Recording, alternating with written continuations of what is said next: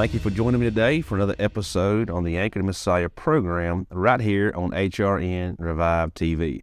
Today's episode is titled Humility Leads to Greatness, and this will be part 4.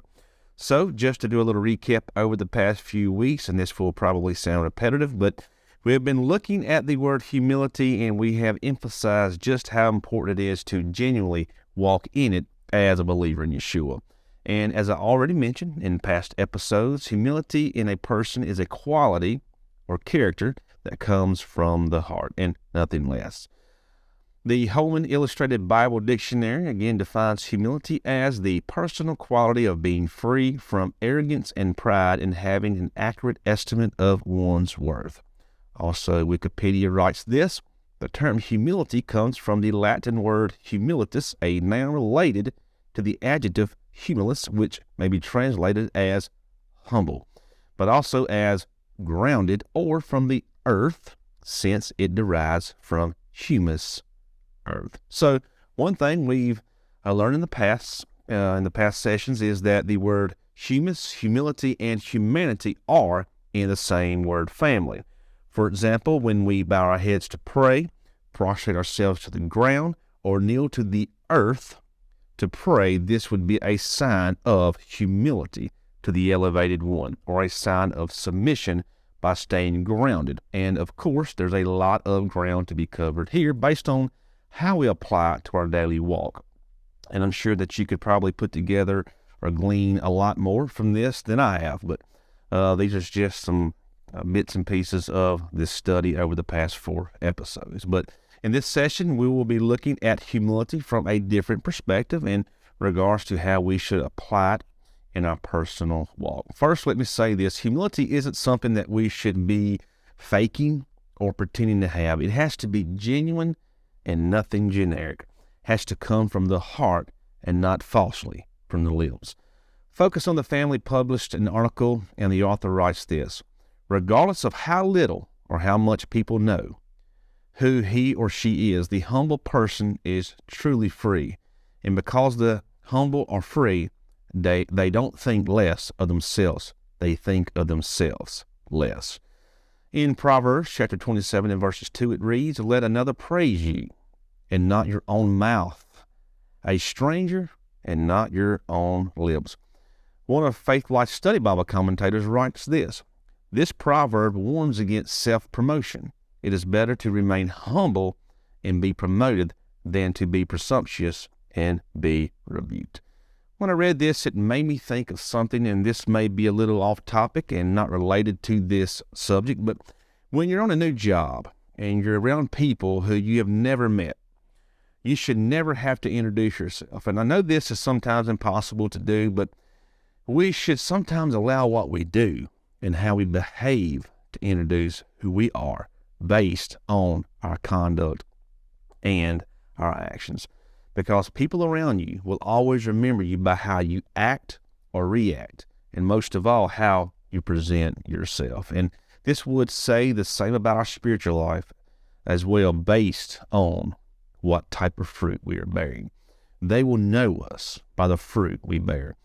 In Luke chapter 14 and verses 7 through 9, Yeshua gives a parable, and it reads, now he told a parable to those who were invited, when he noticed how they chose the places of honor, saying to them, when you are invited by someone to a wedding feast, do not sit down in a place of honor, let someone more distinguished than you be invited by him.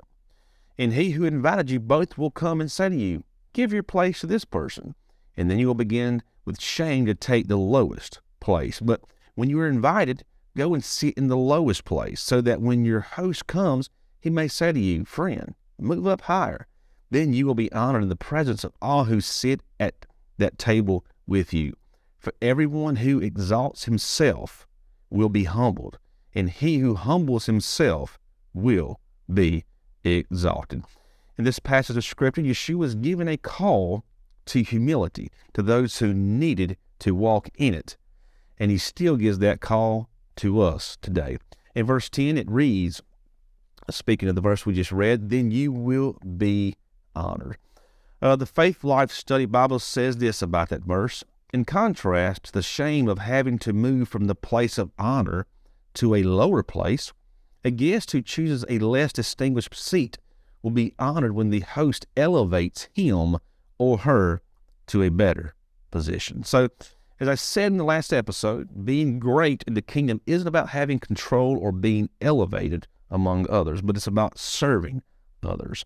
So rather than us elevating ourselves, we need to allow Yahweh or Yeshua to elevate us. And Micah chapter 6, verses 6 through 8 reads, "With what shall I come before the Lord and bow myself before God on high? Shall I come before him with burnt offerings, with calves a year old? Will the Lord be pleased with thousands of rams, with 10,000s of rivers of oil? Shall I give my firstborn for my transgression, the fruit of my body for the sin of my soul? He has told you, O man, what is good, and what does the Lord require of you, but to do justice, and to love kindness, and to walk humbly with your God," or your Elohim. Here we read in the opening of this verse with the words, "bow myself before God on high." We can see again here where we are lowering ourselves to the earth or the humus with humility, acknowledging Yahweh as the elevated one. The verse closes with, "to walk humbly with your God." How we walk here on earth will reflect how we walk or how our relationship is with Yahweh, the elevated one who is in the heavenly. We know that Noah walked with Yahweh and Enoch walked with Yahweh. So as we walk with Yahweh, we want to do everything we can to glorify him in every way, to lift him up as if he is lifted up, to lift him up. And if he is lifted up, then he will draw all men unto himself. And if we walk with Yahweh, we are called to serve and not be served. In Matthew chapter 20 and verses 28, it reads, "Even the Son of Man did not come to be served, but to serve, and to give his life as a ransom for many." In 1 Peter chapter 5, verses 5 through 6, it reads, "Clothe yourselves, all of you, with humility toward one another. For God opposes the proud, but gives grace to the humble. Humble yourselves, therefore, under the mighty hand of God, so that at the proper time he may exalt you." So today my message is this, that we should simply just remain humble in all situations that we encounter, even though it can be difficult to do at times. But rest assured that Yahweh will lift you up in spirit and will exalt you, and you will be the head and not the tail. He will bless you in your comings and in your goings. So just stay humble, show forth humility, love, kindness, justice, mercy, and all those other great things. So I hope I was able to give you something today to glean from, and this week possibly. And as always, thank you for watching Anchored in Messiah on HRN Revive TV. This will conclude this session, and this will close out these episodes. This was the fourth one, and until next time, shalom.